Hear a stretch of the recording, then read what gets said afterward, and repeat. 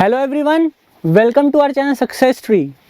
And as you know that हम लोग जो अकाउंटिंग का ईपीएफओ जो सिलेबस है उसकी रिवीजन कर रहे हैं और डे बाय डे हम आपके लिए लेक्चर्स लेके आ रहे हैं, राइट। सो होप आपकी तैयारी बहुत अच्छी चल रही होगी और होप आप मेरे लेक्चर्स पसंद कर रहे होंगे।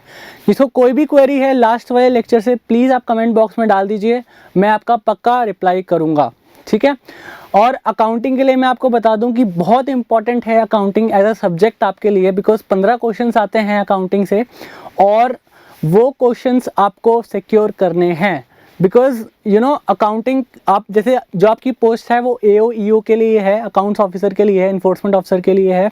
तो आपको अगर आपको मान लीजिए आप इस टाइम वो ऑप्शन में छोड़ भी देते हैं, बट आप जब एग्जीक्यूशन करेंगे अपनी जॉब का तो आपको बहुत प्रॉब्लम्स आएंगी, ठीक है।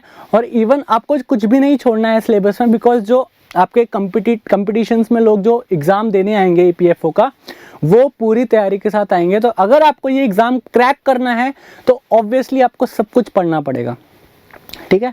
तो जिन्होंने अभी तक हमारा कोर्स ज्वाइन नहीं किया है उसका जो लिंक है वो डिस्क्रिप्शन में दिया गया है। प्लस अगर आपने कोर्स कोई ज्वाइन कर लिया है तो हमारी आप टेस्ट सीरीज़ ज्वाइन कर सकते हैं, उसका लिंक भी हमने डिस्क्रिप्शन में दिया हुआ है, ठीक है। तो आइए आज का जो लेक्चर है बेसिकली वो बेसिक अकाउंटिंग टर्म्स से रिलेटेड है, ठीक है।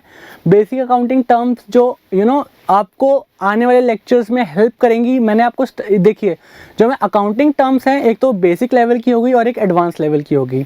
आज मैं सिर्फ बेसिक लेवल की अकाउंटिंग टर्म्स पढ़ाऊंगा, एडवांस लेवल की जो अकाउंटिंग टर्म्स होंगी वो आने वाले लेक्चर्स में हम लोग पढ़ेंगे, ठीक है। मैं जो ये आपको अकाउंटिंग टर्म्स समझाऊंगा वो एक स्टोरी के थ्रू समझाऊंगा, ठीक है। हम एक स्टोरी बना लेंगे, ठीक है। स्टोरी बनाने के बाद आपको स्टेप बाय स्टेप वो स्टोरी में जो जो चीज़ें होंगी उसके हिसाब से आपको वो टर्म्स याद रहेंगी, ठीक है। तो हम एक स्टोरी स्टार्ट करते हैं। स्टोरी क्या है, मान लीजिए दो दोस्त हैं, एक राम है और एक श्याम, ठीक है। राम और श्याम दो दोस्त हैं, ठीक है। और राम जो है वो बहुत अमीर है, उसके पास बहुत सारा पैसा है, और श्याम जो है वो बेचारा बहुत गरीब है। बट राम जो है उसके पास सिर्फ पैसा है, बाकी वो उसको बाकी कुछ करने की ज़रूरत नहीं है। बट जो श्याम है वो गरीब है और बट वो इंटेलिजेंट बहुत है श्याम। तो श्याम बोलता है राम को, भाई मेरे पास पैसे नहीं। वो बहुत जिगरी दोस्त होते हैं दोनों, बहुत जिगरी दोस्त। तो वो श्याम बोलता है कि, और उसको श्याम को पढ़ाई में बहुत इंटरेस्ट होता है, ठीक है। तो श्याम राम को बोलता है भाई मेरे ना पढ़ाई में हेल्प कर दे, तो मैं ताकि पढ़ लिख के, मेरी घर की हालत ठीक नहीं है तो मैं पढ़ लिख के अच्छा आदमी मतलब बड़ा आदमी बनना चाहता हूँ। तो राम जो है श्याम को पैसे देता है और श्याम एक बहुत बड़ा अच्छा खासा, उसने बहुत ऊंचे लेवल की एमबीए या फिर जो भी आईआईएम से एमबीए कर लेता है, आईआईटी से इंजीनियरिंग कर लेता है, वो सब पढ़ाइयाँ कर लेता है और वो एक विद्वान व्यक्ति बन जाता है, ठीक है। अब क्या करता है, जैसे मैंने आपको बोला था राम के पास पैसा है और श्याम इंटेलिजेंट बहुत है, उसमें दिमाग बहुत है। तो अब राम क्या करता है, श्याम का बोलता है राम को कि राम आप तो ऐसे ही मतलब आप कोई काम करते नहीं हैं, चले मेरे पास बहुत सारे आइडियाज़ हैं, हम ना एक बिजनेस स्टार्ट करते हैं, ठीक है। हम एक चलिए स्कूल ओपन करते हैं, ठीक है। उसमें आप पैसा इन्वेस्ट कर दिए, बाकी ऑपरेशंस वगैरह जो काम है ऑपरेशंस के वो सारे के सारे मैं देख लूँगा। तो उन्होंने सबसे पहले क्या किया, बिजनेस ओपन किया, स्कूल का बिजनेस ओपन किया। बिजनेस किसके लिए बिजनेस ओपन, क्योंकि राम तो ऐसे ही घूमता रहता था इधर उधर, वो तो अपने पैसे इधर उधर खर्च करता रहता था बेफिजूल। तो श्याम ने बोला कि राम आप बिजी हो जाओ मेरे साथ, हम एक बिजनेस करते हैं जिससे हम और पैसा अर्न कर पाएंगे। तो बिजनेस उन्होंने स्टार्ट किया। बिजनेस किस चीज़ का स्टार्ट किया, बिजनेस किस चीज़ का स्टार्ट किया, स्कूल का बिजनेस स्टार्ट किया। उन्होंने एक नया स्कूल खोला, ठीक है। मान लीजिए वो दोनों गांव में रहते हैं तो उन्होंने वहाँ पे गांव के बच्चों के लिए स्कूल खोला, ठीक है। स्कूल खोल लिया वहाँ के बच्चों के लिए। उसके बाद स्कूल ऐसे तो नहीं है ना कि आप जिस दिन आपने सोचा उसी दिन स्कूल बन के तैयार हो जाएगा, बहुत सारी फॉर्मेलिटीज़ करनी पड़ती है। उनके बीच में एग्रीमेंट हुआ, राम और श्याम के बीच में एग्रीमेंट हुआ, उसमें स्टैम्प ड्यूटी के खर्चे आए, ठीक है। उन्होंने एग्रीमेंट बनाया कि सारा का सारा राम पैसा लगाएगा, श्याम अपना पूरा दिमाग लगाएगा। बीच में पूरा एग्रीमेंट वगैरह बना। तो जो भी एक्सपेंसेस, ये छोटे मोटे एक्सपेंसेस जो बिजनेस को स्टार्ट करने के लिए आते थे, जीएसटी का उन्होंने वो रजिस्ट्रेशन लिया, पैन कार्ड लिया, ठीक है, अपना कंपनी रजिस्टर करवाया, ठीक है। तो उस सब को जो खर्चे करते हैं उसको हम बोलते हैं, पहले तो उन्होंने बिजनेस ओपन कर लिया। बिजनेस आप समझिए कि ये जो वर्ड है ये कहाँ से डिराइव है, ये डिराइव है वर्ड बिजी से। ये जो शुरू के 3 अल्फ़ाबेट्स हैं ये कहाँ से डिराइव है, बिजी। मतलब बिजनेस का मतलब होता है कि आप एक ऐसे काम में बिजी हो जाएं जहां पर आपका जो मोटिव है वो आपका मोटिव हो प्रॉफिट अर्न करना, ठीक है। तो business, the term business is derived from the word busy, therefore business means being busy in specific sense. Business refers to an occupation in which people regularly engage in activities related to purchase, production or sale of goods, services with a view to earn profit. यहाँ पर हम services की बात कर रहे हैं, ठीक है। आपने स्कूल खोला तो वहाँ कोई प्रोडक्शन वगैरह तो करेंगे नहीं, तो वहाँ पर सर्विसेज की बात। कोई भी अगर मान लीजिए कोई फैक्ट्री खोल लेते हैं आप तो वो प्रोडक्शन में आ जाता, तो बट आपका मेन मोटिव क्या है, आपको प्रॉफिट अर्न करना है, तो उसका मतलब है बिजनेस, ठीक है। तो राम एंड श्याम ने मिलकर एक स्कूल खोल लिया। उसके बाद जो भी खर्चे उन्होंने अपना जीएसटी रजिस्ट्रेशन में लिए, लगाए, पैन कार्ड लेने में लगाए, जो एग्रीमेंट बनाने में लगाए, ये सब जो खर्चे स्टार्टिंग के जो खर्चे होते हैं, बिल्कुल स्टार्टिंग के लिए सिर्फ छोटे मोटे जो स्टार्टिंग के जो खर्चे होते हैं उनको हम क्या बोलते हैं, प्रिलिमिनरी एक्सपेंसेस। क्या बोलते हैं, प्रिलिमिनरी एक्सपेंसेस। स्टार्टिंग मतलब जो भी expense incurred when A company is formed before the start of any business. उन्होंने ऑपरेशन एडमिशंस वगैरह चालू नहीं किए, उन्होंने ऑपरेशंस वगैरह चालू नहीं किए, ठीक है। उन्होंने सिर्फ अभी रजिस्ट्रेशंस वगैरह कहे हैं कि भाई सीबीएसई से हमने, मान लीजिए सीबीएस, आपको पता है एक स्कूल खोलना हो तो आपको सीबीएसई से भी एफिलिएशन लेना पड़ता है कि भाई हमारा जो स्कूल है वो, आपने बहुत सारी जगह देखा होगा affiliated from CBSE, affiliated from this board, affiliated from this board. तो वो सब जो खर्चे हैं, रजिस्ट्रेशन वगैरह खर्चे हैं, छोटे मोटे जो खर्चे हैं, उनको हम क्या बोलते हैं, प्रिलिमिनरी एक्सपेंसेस, ठीक है। उसके बाद उन्होंने क्या किया, एक अकाउंट ओपन किया बैंक में, ठीक है, जिसमें बच्चों की फीस आएगी। तो अकाउंट क्या होता है, basically account it is a record of transaction under a particular head of account, ठीक है। अब अकाउंट जैसे बैंक के लिए आपका जो जहां पैसे सबमिट करते हैं, जहां से आप पैसे निकालते हैं, वो बैंक के लिए आपका अकाउंट है, आपके लिए आपका अकाउंट है, वैसे ही स्कूल का भी एक पर्टिकुलर अकाउंट होगा जिसमें बच्चों की फीस डिपॉजिट होगी, ठीक है। वहाँ से जो है वो बच्चे, जो स्कूल है वो राम और श्याम मिलके एक्सपेंस करेंगे, ठीक है। उसमें सारा का सारा पैसा डाला जाएगा, उसमें से सारा का सारा पैसा निकाला जाएगा, ठीक है। तो अकाउंट जो है it is a record of transactions, मतलब आपके अकाउंट में जो है ट्रांजेक्शन सारे रिकॉर्ड होते हैं, ठीक है। अब मान लीजिए कोई एक्स बच्चा है या बी बच्चा है, ठीक है। एक्स बच्चे के अकाउंट के अलग, अगर मान लीजिए बी बच्चे ने फीस दे दी तो बी बच्चे का अकाउंट क्या होगा, बी बच्चे के अकाउंट में कोई भी ड्यू नहीं दिखेगा। बट एक्स बच्चे ने अगर फीस नहीं दी तो एक्स बच्चे के अकाउंट में ड्यू, मतलब हर एक बंदे का एक पर्टिकुलर अकाउंट बनाया जाता है, ठीक है, ताकि हम लोग इजीली ट्रैक कर सकें कि किसकी फीस आई, किसकी फीस नहीं आई, राइट। तो अब ये 3 वर्ड एक बार रिपीट कर देता हूँ। बिजनेस का मतलब आप समझ गए होंगे कि एक ऐसी एक्टिविटी जिसमें हम बिजी हों और जो हमारा मोटिव हो क्या करना, प्रॉफिट अर्न करना। प्रिलिमिनरी एक्सपेंसेस, जो बिजनेस की स्टार्टिंग में जितने भी एक्सपेंसेस लगते हैं, जो छोटे मोटे खर्चे होते हैं बिजनेस को स्टार्ट करने से पहले, मतलब ऑपरेशंस को स्टार्ट करने से पहले, उनको हम बोलते हैं प्रिलिमिनरी एक्सपेंसेस। और अकाउंट जो ना अलग अलग बंदों का कंपनी में अकाउंट होता है, जैसे बैंक में जो डिफरेंट लोगों का डिफरेंट अकाउंट होता है, वैसे ही अकाउंट, उसको हम अकाउंट बोलते हैं, ठीक है। ये 3 चीज़ें राम और श्याम ने क्या किया, बिजनेस ओपन किया। किसका बिजनेस ओपन किया, एक स्कूल खोला, उसके रिलेटेड उन्होंने प्रिलिमिनरी एक्सपेंसेस किए और प्लस उन्होंने अपने स्कूल का अकाउंट खोला, ठीक है। अकाउंट को आप ऐसे याद रखिए। उसके बाद क्या हुआ कि अकाउंट खोलने के बाद राम के पास बहुत सारे पैसे थे, तो उन पैसों को उसने बिजनेस में इन्वेस्ट किया, उसको हम क्या बोलते हैं, कैपिटल बोलते हैं, ठीक है। राम ने वो पैसे इन्वेस्ट किए बिजनेस में, ठीक, राम ने वो पैसे इन्वेस्ट किए बिजनेस में, उसको हम क्या बोलते हैं, कैपिटल।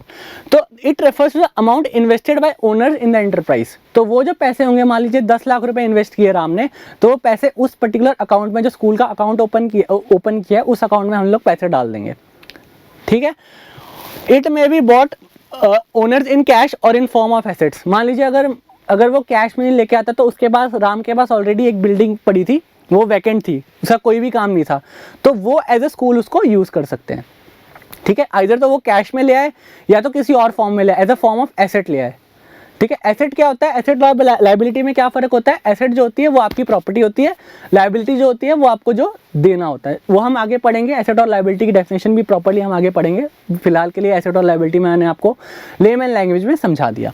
ठीक है, तो कैपिटल आप समझ गए। उसके बाद उन्होंने सोचा कि यार 10 लाख रुपए तो बहुत ज़्यादा हो गए, 10 लाख की तो ज़रूरत ही नहीं है, हमें तो सिर्फ 8 लाख रुपए चाहिए। तो उन्होंने क्या किया कि 2 लाख उस अकाउंट में से विड्रॉ कर लिए पर्सनल यूज़ के लिए। ठीक है, राम ने क्या किया, राम ने श्याम से बात की, श्याम 8 लाख रुपए की ज़रूरत है इस टाइम, फिलहाल हम क्या करते हैं सिर्फ 8 लाख रुपए लगाते हैं, 2 लाख रुपए मैं अपने वापस ले लेता हूँ। स्टार्टिंग में उसने 10 लाख रुपए लगाए थे, 8 लाख रुपए उसने बिजनेस में रहने दिए एज अ कैपिटल, 2 लाख उसने विड्रॉ कर लिए पर्सनल उसके लिए। ठीक है, तो अब उसको हम क्या बोलते हैं, ड्रॉइंग्स। ड्रॉ कर लिए उसने, पैसे ड्रॉ कर लिए।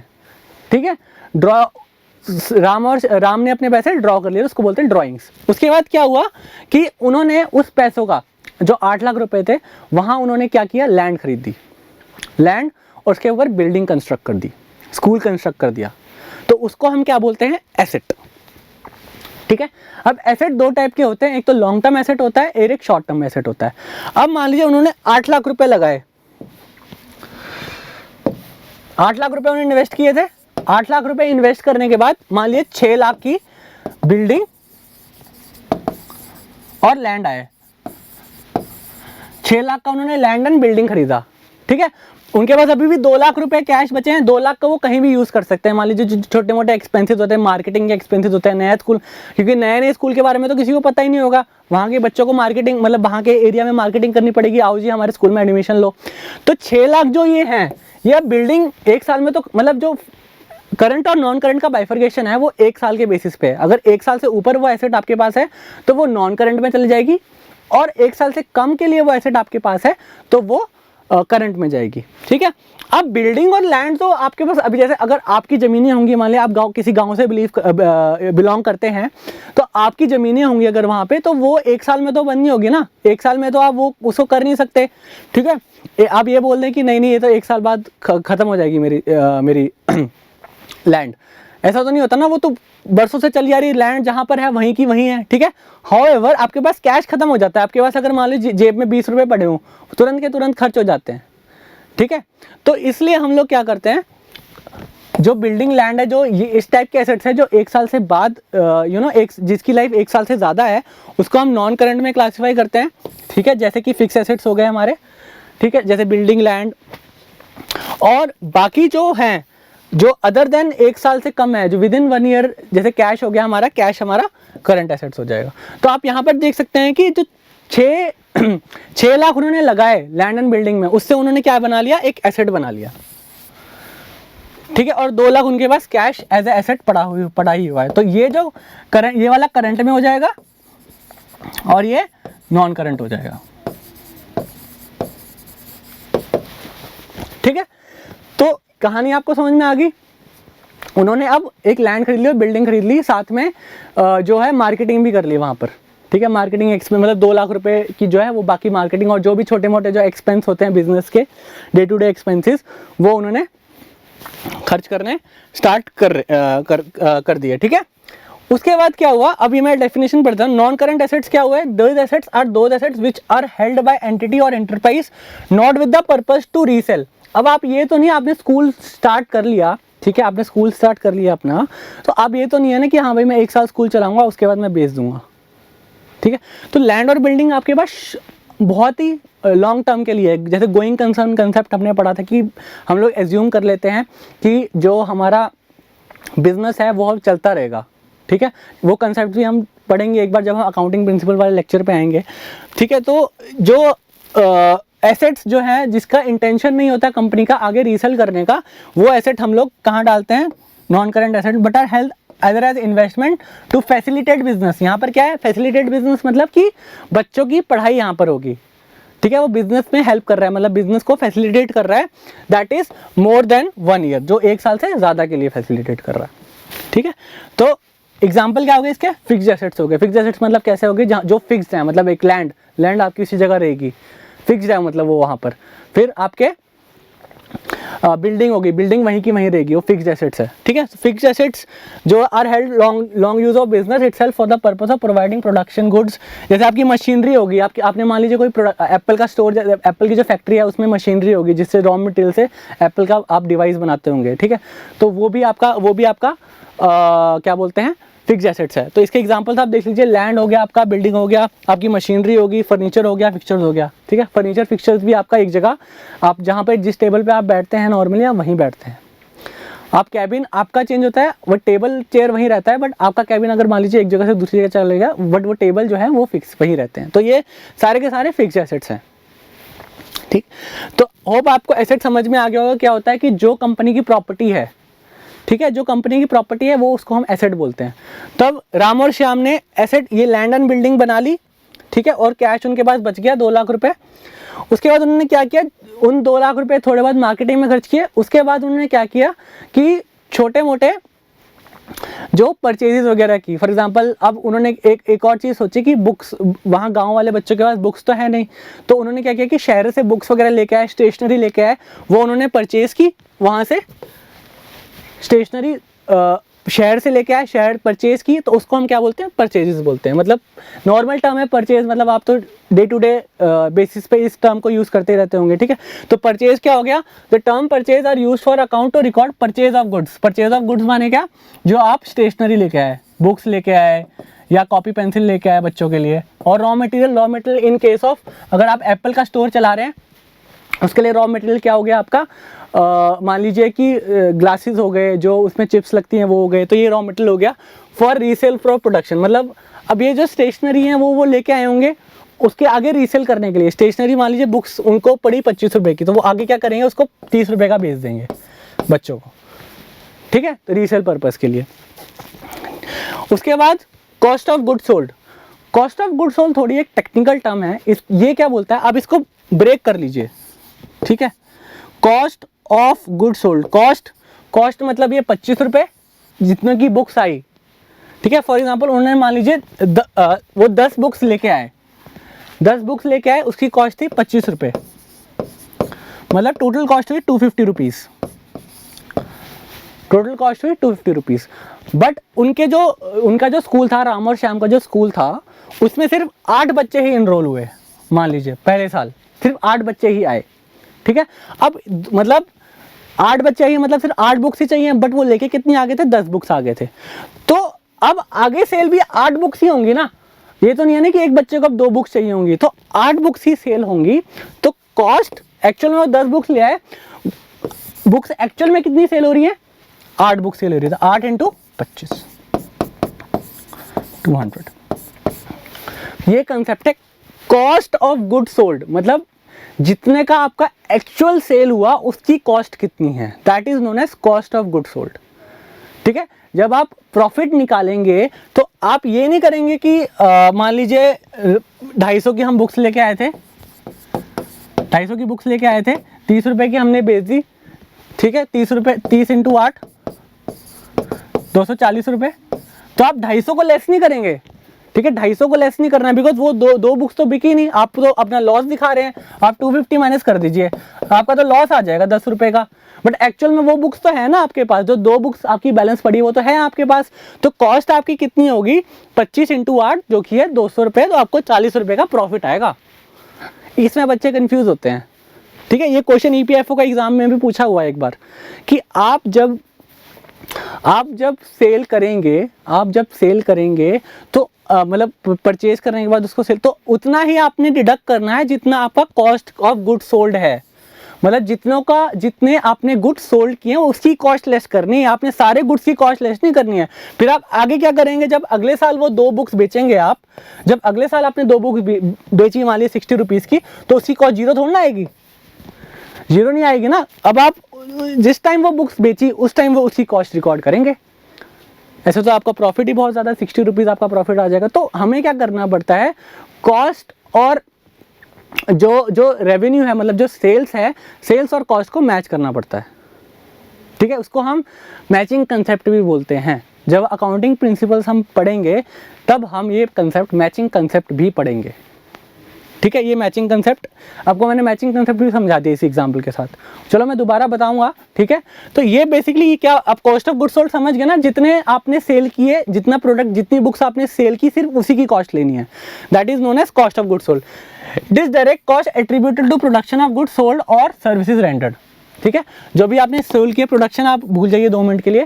प्रोडक्शन तो मतलब जब अगर आप एप्पल का प्रोडक्ट, जो रॉ मटेरियल आपने कंज्यूम कर लिए अपने प्रोडक्शन को, मतलब प्रोडक्शन के लिए, और उसको आगे रीसेल कर दिया, उस केस में प्रोडक्शन ऑफ गुड्स यूज होगा और सर्विसेज रेंडर्ड यूज होगी, ठीक है। सर्विसेज मतलब रेंडर मतलब क्या, फॉर एग्जाम्पल आप सीए की प्रैक्टिस करते हैं अपनी, ठीक है। मैं जैसे मान लीजिए सीए की प्रैक्टिस करता हूँ, तो उसके जो मैं सर्विसेज रेंडर कर रहा हूँ उसके लिए मेरे कुछ एक्सपेंस होंगे। मान लीजिए मैं मार्केटिंग करता हूँ अपनी, मेरे कुछ एक्सपेंस होंगे, तो वो जो एक्सपेंसेस हैं जो मेरे सर्विसेज को रेंडर करने के लिए हो रहे हैं, वो भी कॉस्ट ऑफ गुड्स सोल्ड में आएंगे, ठीक है। फिर ट्रेड पेबल्स। अब उन्होंने अब उनके पास ना, उन्होंने क्या किया कि उनके पास उस टाइम 2 लाख रुपए थे सिर्फ, राम और श्याम के पास, तो 1 लाख रुपए उनके मार्केटिंग में खर्च हो गए।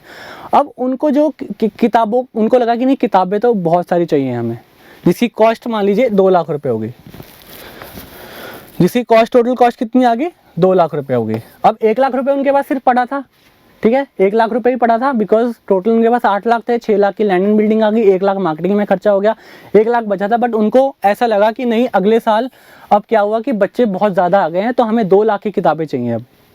तो अब उनके पास तो 1 लाख रुपए ही है, ठीक है। अब उन्होंने क्या किया कि बाकी जो 1 लाख रुपए है उसको उन्होंने उधार पे ले ली, मतलब बुक्स जो है वो उधार पे ले ली, और क्या बोला वेंडर को, क्या बोला, मतलब जिससे उन्होंने बुक्स खरीदी उसको क्या बोला कि भाई साहब मैं आपसे उधारी पे बुक्स लेके जा रहा हूँ, मैं आपको 30 दिन बाद ये पेमेंट कर दूंगा, ठीक है।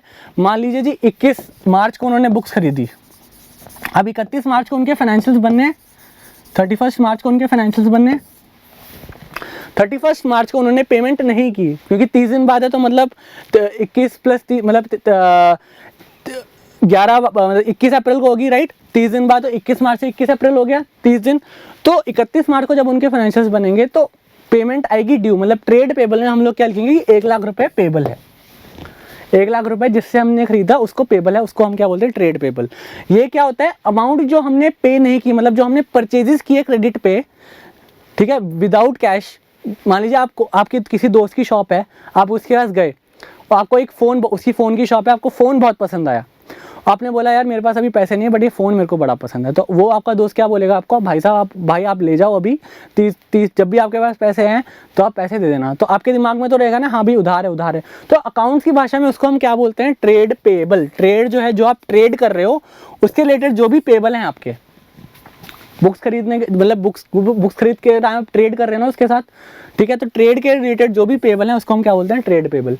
ये देखिए word automatically self explanatory words हैं ये, ठीक है। आपको इतना डेफिनेशन पढ़ने की जरूरत ही नहीं, अगर आपको कॉस्ट ऑफ गुड सोल्ड आप ब्रेक करके आपको समझ में आ गया, आपको आगे डेफिनेशन पढ़ने की जरूरत ही नहीं है, ठीक है।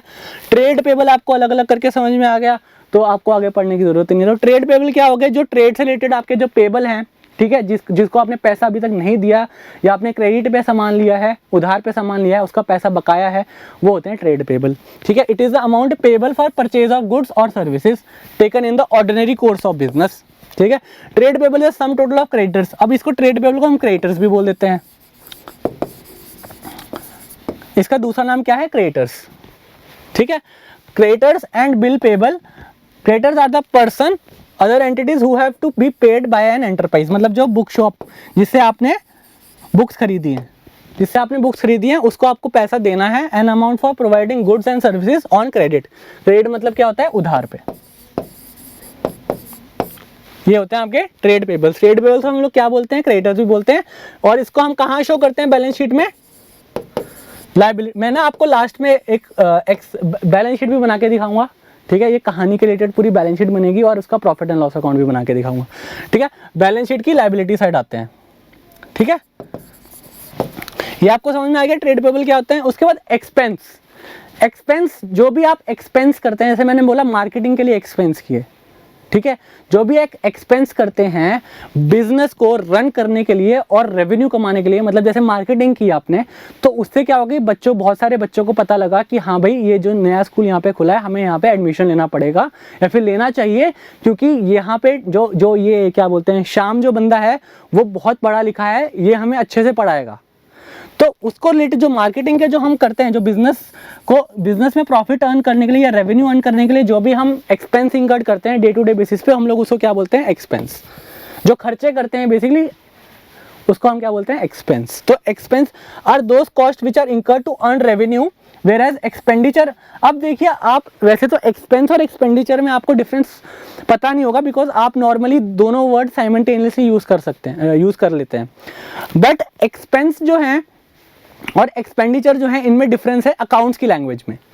एक्सपेंस जो है वो आपका रेवेन्यू अर्न करने के लिए करते हैं, छोटे मोटे जो खर्चे होते हैं मार्केटिंग। बट जो एक्सपेंडिचर होता है ना, वो आपके बेसिकली जो लॉन्ग टर्म एसेट्स पे जो खर्चा होता है उसको हम एक्सपेंडिचर बोलते हैं। ठीक है, expenditure are those cost which are incurred to purchase of increase the value of fixed assets. मतलब long term assets, fixed assets आपके लॉन्ग टर्म एसेट्स ही होते हैं ना, तो फिक्स्ड एसेट्स पे जो खर्चे हो रहे हैं उसको हम बेसिकली एक्सपेंडिचर के यहाँ पे ट्रीट करते हैं। और जो रेवेन्यू अर्न करने के लिए जो भी खर्चे हो रहे हैं उसको हम क्या बोलते हैं, नॉर्मल एक्सपेंसेस बोलते हैं। तो ये डिफरेंस है एक्सपेंसेस और एक्सपेंडिचर में। ठीक है, एक्सपेंडिचर और एक्सपेंस में ये डिफरेंस है। चलिए अब वो स्टोरी कंटिन्यू करते हैं। ठीक है, अब मार्केटिंग एक्सपेंस वगैरह कर लिए, बहुत सारी चीज़ें कर ली। उसके बाद उन्होंने बच्चे मार्केटिंग करने के बाद अब उनके पास बच्चे आना स्टार्ट हुए। ठीक है, बच्चे आ गए, बच्चों से फीस वगैरह आ गई, स्टार्ट आ गई फीस होना, तो उसको हम क्या बोलते हैं, रेवेन्यू। जब फीस आना स्टार्ट होगी, जब किसी कंपनी के पास पैसे आने स्टार्ट हो जाते हैं उसके बिजनेस ऑपरेशंस की वजह से, तो हम उसको क्या बोलते हैं, या तो हम उसको सेल्स बोलते थे या उसको रेवेन्यू बोलते हैं। अकाउंटिंग जो टेक्निकल वर्ड है उसको हम क्या बोलते हैं, रेवेन्यू। ठीक है, रेवेन्यू बोलते हैं टेक्निकल लैंग्वेज में, या सेल्स आप बोल लीजिए, ये दोनों सेम ही है। उसके बाद अब वो कुछ बच्चे उसमें से ऐसे थे कि वो बहुत ही गरीब थे, बहुत ज़्यादा गरीब थे। तो उन्होंने बोला सर हम ना अभी आपको फीस नहीं पे कर पाएंगे, हमारी जो फैमिली इनकम है वो बहुत कम है, तो वो आप मेरे से फीस ना, जैसे आप सेम केस जो आपका ट्रेड पेबल वाला केस था कि आपके पास उस टाइम पैसे नहीं थे तो आपने उधारी पे सामान बुक्स खरीदी। ठीक है, और बाद में आपने उसको पैसे दे दिए जब आपके पास इनकम आई। इन अ सेम वे कुछ बच्चों ने आपको बोला सर मेरे पास ना अभी पैसे नहीं है, बट मैं आपको 60 दिन के बाद पैसे दे दूंगा। तो जो पैसा बच्चों ने नहीं दिया 31 मार्च, एज ऑन 31 मार्च को, या जिस दिन भी आपके फाइनेंशियल अकाउंट्स बन रहे हैं उस दिन तक वो पैसा अगर नहीं आया बच्चों से, तो वो हमारा क्या होता है, ट्रेड रिसीवेबल होता है। ठीक है, आने के बाद क्या होता है, जब पैसा आ जाता है तो ये ट्रेड रिसीवेबल खत्म हो जाता है। तो ये क्या होता है, डेटर्स, इसको हम डेटर्स भी बोलते हैं। ठीक है, इसको हम डेटर्स भी बोलते हैं। ट्रेड रिसीवेबल को हम लोग डेटर्स भी बोलते हैं। ट्रेड रिसीव मतलब ट्रेड के लिए जो पैसा रिसीवेबल है, जो पैसा आना है। थोड़ा इसमें ग्रामेटिकल भी आप समझेंगे, रिसीवेबल मतलब जो पैसा हमें आना है। ठीक है, डेटर्स आर पर्सन और other entities to whom goods have been sold. मतलब यहाँ पर सर्विसेज सेल कर रहे हैं ना हम लोग। यहाँ पे तो हम, अगर आपका एप्पल का स्टोर होता तो हम उसको, अगर एप्पल का आईफोन उधार पे देते तो यहाँ पर क्या, गुड्स हैज बीन सोल्ड आ जाता है। और सर्विसेज, जैसे हमारा जो एग्जांपल है राम और श्याम वाला, तो उस केस में हम लोग क्या दे रहे हैं, सर्विसेज दे रहे हैं। मैं आपको क्या दे रहा हूँ, मैं आपको सर्विस दे रहा हूँ, मैं आपको कोई गुड्स नहीं बेच रहा हूँ, मैं आपको सर्विसेज दे रहा हूँ, मैं आपको पढ़ा रहा हूँ। ठीक है, ऑन क्रेडिट मतलब क्रेडिट पे मतलब उधार पे हमने सेल्स की। And thus a certain amount to an enterprise, वो बंदा कुछ अमाउंट ओन करता है एंटरप्राइज की तरफ, मतलब हमारी एंटिटी की तरफ, उसको कुछ पैसा देना है। They are also referred to as accounts receivable. ठीक है, अकाउंट्स रिसीवेबल मतलब उस अकाउंट से हमें पैसा आना है। और ट्रेड डेटर मतलब वही डेटर, मैंने आपको बताया कि इसको रिसीवेबल को हम लोग डेटर भी बोलते हैं, ट्रेड डेटर। और ये कहाँ आता है, एसेट साइड आता है बैलेंस शीट के। बिकॉज अब देखिए जो हमने पैसा पे करना है वो हमारी लायबिलिटी है। ठीक है, हमारे ऊपर उधार है, और जो हमें पैसा आना है वो हमारा एसेट है। ठीक है, इसलिए हम उसको एसेट साइड लिखते हैं। ठीक है, तो राम और श्याम ने कुछ बच्चे, ठीक है, सोच लिया कि चलो कोई बात नहीं, गरीब हैं तो हम उनको फिलहाल के लिए पढ़ाना स्टार्ट कर देते हैं, बाद में वो लोग पैसे हमें दे देंगे। तो वो होते हैं ट्रेड रिसीवेबल, जिनको हमने सर्विसेज दे दी हैं पर उनसे पैसा आना बचा है। अब कुछ बच्चे उसमें से ऐसे थे जो बहुत ही चालाक थे। उन्होंने क्या किया कि 1 महीने उन्होंने पढ़ा, 1 महीने में उनको समझ में आ गया सब कुछ जो भी था। उन्होंने क्या किया कि सर हम तो जा रहे हैं। तो वो क्या होते हैं, जिन्होंने क्रेडिट में हमसे मतलब हमसे सर्विसेज ले ली, या हमसे आईफोन खरीद लिया। ठीक है, आईफोन खरीद लिया या हमसे सर्विसेज ले, स्कूल के केस में हमसे सर्विसेज ले ली, बट उन्होंने हमें पैसा ही नहीं दिया, वो हमारा पैसा मार गए। तो वो क्या होता है, बैड बैड डेट्स, मतलब डेट्स को बेसिकली यहाँ पे क्या किया उन्होंने शॉर्ट फॉर्म में लिखा हुआ है, और वो मतलब जो डेटर आपका, जो आपका रिसीवेबल, जो आपका ट्रेड रिसीवेबल जो बंदा है, जिस बच्चे से आपने पैसे लेने थे वो बैड बन गया, वो उसका बैड डेट्स, मतलब उसका he is a very bad, मतलब आपको इसको बैड से याद रखना है कि वो जो बंदा था वो बैड था, उसकी वजह से हमारे वो जो डेट्स थे, मतलब जो ट्रेड रिसीवेबल थे वो बैड हो गए, अब उससे कुछ नहीं आना, ठीक है। तो it is a amount own to business that is written off because it has become irrecoverable, ठीक है। वो बोले बच्चे कि आपकी जो है ना फीस बहुत ज़्यादा है, या अब मान लीजिए 10 रुपये फीस थी हमारी, अब जो गरीब बच्चा है जिसने उधार पे हमसे पढ़ना स्टार्ट किया था, वो बोलता है मैं तो आपको 8 रुपये दे पाऊँगा सिर्फ, क्योंकि आपको, मुझे लग रहा है कि आपकी जो फीस है वो बहुत ज़्यादा है, और मेरे को समझ आ गया है सब कुछ, मैं जा रहा हूँ यहाँ से, मैं आपको 8 रुपये दूंगा, जो करना है कर लो, ठीक है। तो अब वो जो 2 रुपये होंगे ना, वो आपके बैड डेट्स होंगे, कि बस वो 2 रुपये आने ही नहीं कभी, तो वो बैड हो गए, आपके बैड डेट्स हो गए। उसके बाद अब आपने सोचा कि यार, अब बच्चा बोल रहा है, राम और श्याम ने सोचा कि बच्चा बोल रहा है कि यार फीस बहुत ज़्यादा है, ठीक है। तो उन्होंने क्या किया, डिस्काउंट देना स्टार्ट कर दिया। मतलब मान लीजिए आप क्रिसमस पे या फिर जो भी दिवाली पे अगर आप एडमिशन लेते हैं तो आपको 10% ऑफ, क्रिसमस पे लेते हैं तो 10% ऑफ, होली पे लेते हैं तो 15% ऑफ।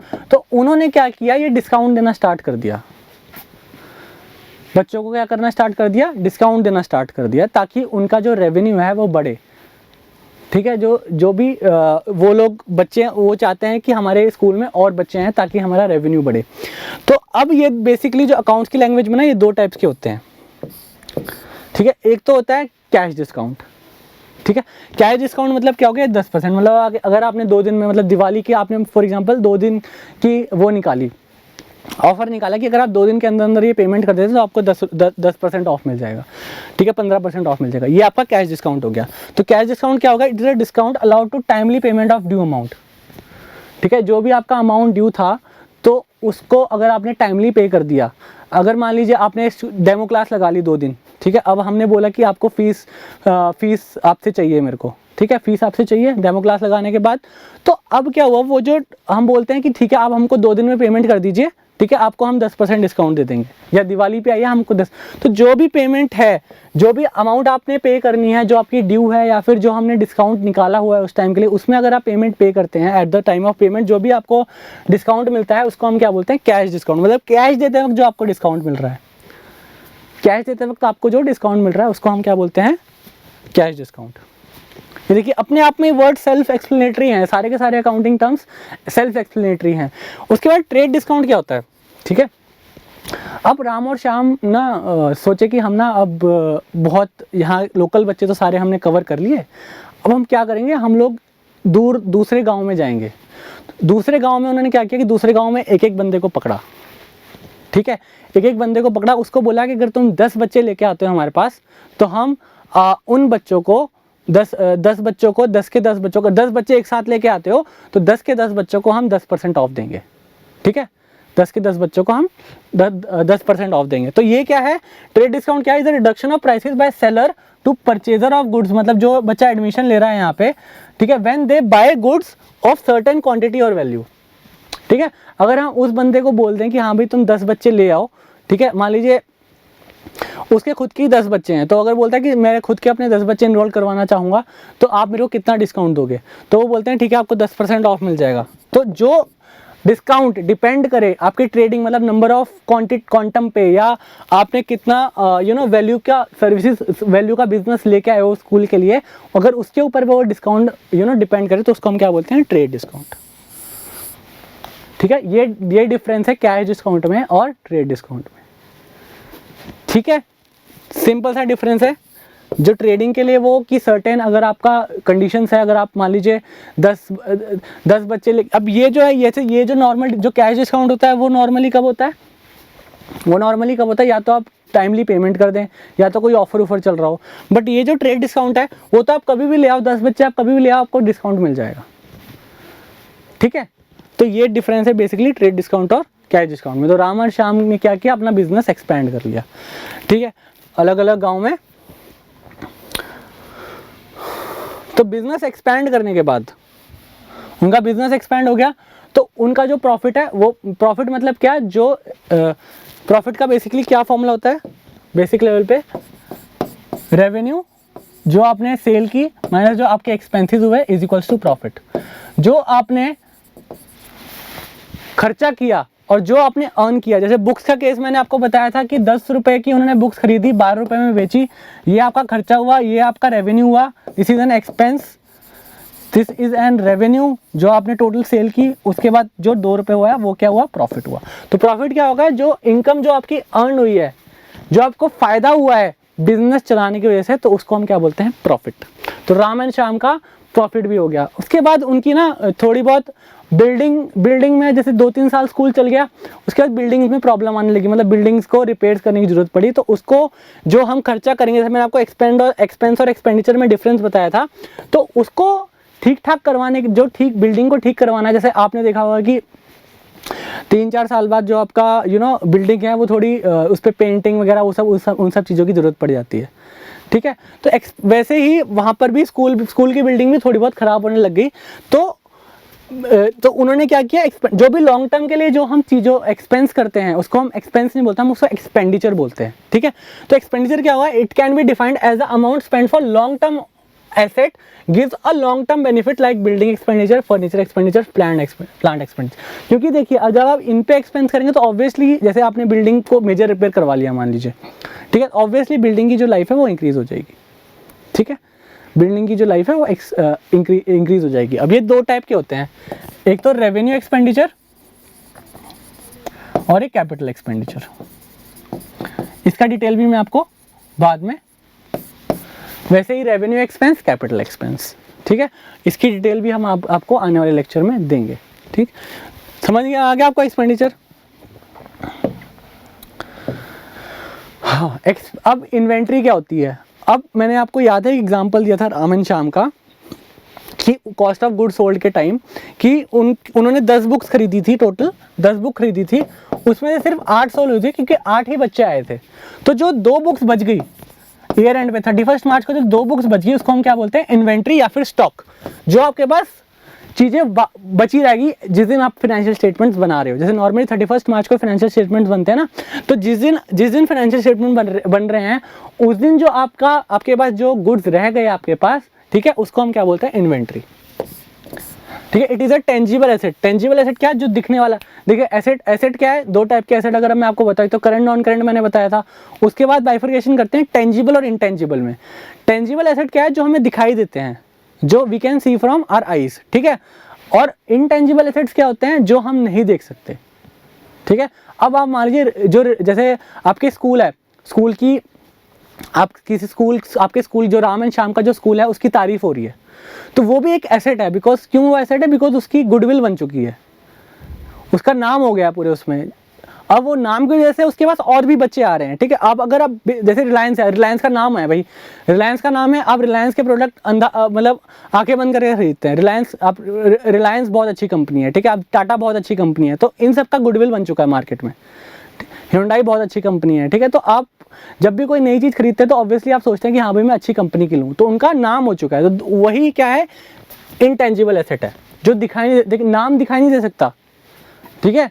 अभी मेरा नाम अनुराग है, आपको मैं दिख रहा है मेरा नाम, कहीं लिखा हुआ अनुराग है, ठीक है। वैसे ही सेम उस वे में कि जब किसी बंदे का नाम हो जाता है, अच्छा नाम हो जाता है, तो उसको हम इंटेंजिबल उसमें ट्रीट करते हैं। बाकी जो टेंजिबल होता है जिसको हम देख सकते हैं, ठीक है। तो इन्वेंट्री तो ऑब्वियसली जो 2 किताबें हम उनको देख सकते हैं ना, तो ये हो गया आपका, it is a tangible asset held by enterprise for the purpose of sale in ordinary course of business. जो ये 2 बुक्स हैं वो ऑब्वियसली आपने सेल के लिए, मतलब नेक्स्ट ईयर सेल के लिए रखी होंगी, for the purpose of using it production of goods. Production of goods मतलब क्या, अगर आप अब मैं इसमें एप्पल का एग्जांपल मिक्स कर देता हूँ कि अगर आप एप्पल का स्टोर चला रहे हैं तो आपने रॉ मटेरियल खरीदा 31 मार्च को, जो रॉ मटेरियल बच गया उसको आप क्या करेंगे, जो रॉ मटेरियल से आप उसको नए एप्पल के फ़ोन बनाएंगे, ठीक है, मींट फॉर सेल, जो कि जब एप्पल के फ़ोन बनेंगे उसके बाद आप उनको सेल करेंगे, ठीक है। स्टॉक में भी ओपनिंग एंड क्लोजिंग स्टॉक, ठीक है। अब ओपनिंग एंड क्लोजिंग स्टॉक का क्या मतलब होता है, पहले साल जब स्कूल खुला, जब पहली बार उसकी बैलेंस शीट बनी, जब उसकी बैलेंस शीट बनी, ठीक है, तो 2 बुक्स थी, ओपनिंग में 2 बुक्स थी, मतलब 31 मार्च 2019 को जब पहली बार बैलेंस शीट बनी, ठीक है, तो उसके बाद 2 बुक्स थी, ये आपका हो गया ओपनिंग स्टॉक। अब मैं 19 फाइनेंशियल ईयर 1920 की बात कर रहा हूँ। अब अप्रैल से लेके मार्च 31 2020 तक मान लीजिए उन्होंने 10 बुक्स और खरीदी, ठीक है, चलिए 100 बुक्स और खरीदी, उसमें से उनकी बिकी सिर्फ 80 बुक्स, ठीक है। तो ओपनिंग स्टॉक आपके पास 2 था, परचेज आपने 100 की, बिकी आपकी 80, तो ये जो क्लोजिंग स्टॉक क्या रह जाएगा, ओपनिंग प्लस परचेजेस लेस जो आपने सेल की, ठीक है। सिंपल फॉर्मूला है कि ओपनिंग आपके पास कितना था, ठीक है, 100 रुपए की आपने 100 बुक्स आपने खरीदी, मतलब टोटल 102 हो गया, उसमें से आपने 80 लेस कर दी, कितनी होगी, 22 बुक्स आपके पास बच गई, तो ये आपका क्लोजिंग स्टॉक हो जाएगा। तो एक यही है, यही इसी लाइन का यही मतलब है, स्टॉक में भी ओपनिंग, या तो वो ओपनिंग होगा या तो वो क्लोजिंग स्टॉक होगा। तो ओपनिंग यहाँ पे 2 रुपये ओपनिंग स्टॉक है, और 22 जो है 2 बुक्स आपका ओपनिंग स्टॉक है, और 22 क्वांटिटी जो है वो क्लोजिंग स्टॉक है, ठीक है। अब इसके बाद क्या हुआ कि भाई उनके पास ना अब जो भी है उनके पास बहुत सारा, अब उनको लगा कि नहीं हमें बिजनेस को और ग्रो करना चाहिए, ठीक है। राम और श्याम ने सोचा कि बिजनेस ये तो बहुत कुछ हो गया, हमने प्रॉफिट भी अर्न कर लिया, हमारे पास अच्छा खासा स्टॉक भी है, तो अब हम क्या करते हैं, हम लोग ना बैंक से लोन ले लेते हैं ताकि हम एक और बिल्डिंग एक और नया स्कूल खोल सकें। मान लीजिए उनके पास एक नई बिल्डिंग को खोलने के लिए अब 2-3 साल हो गए बिजनेस को, तो उनके पास उनको 10 लाख रुपए चाहिए एक नई लैंड और बिल्डिंग खरीदने के लिए। तो उनके पास अभी जो 2 साल उन्होंने काम किया उनके पास सिर्फ 5 लाख का प्रॉफिट हुआ, 5 लाख का प्रॉफिट हुआ, तो बाकी के जो 5 लाख हैं वो क्या करेंगे, वो लोन ले लेंगे बैंक से, ठीक है।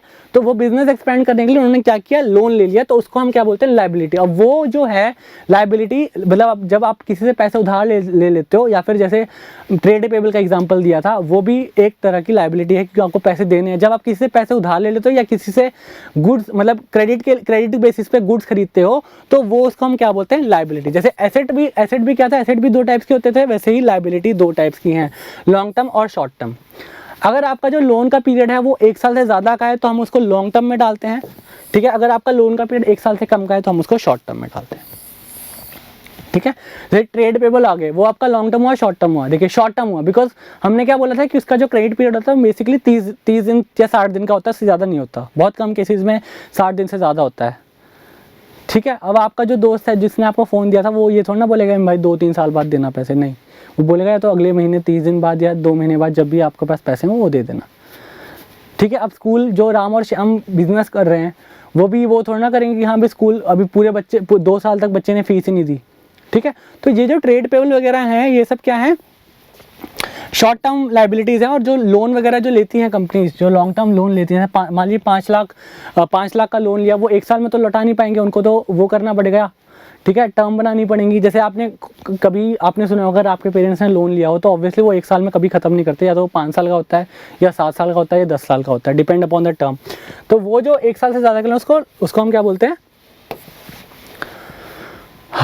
Long term loan, long term liability बोलते हैं। डिबेंचर्स भी एक टाइप की लॉन्ग टर्म लाइबिलिटी है, ठीक है। डिबेंचर्स में आपको तब पढ़ाऊंगा जब अपन डिबेंचर्स पढ़ेंगे। उसके बाद शॉर्ट टर्म लाइबिलिटी, जैसे आपके क्या बोलते हैं, क्रेडिटर्स हो गए, सन्ड्री अकाउंट्स पेबल हो गए, ठीक है।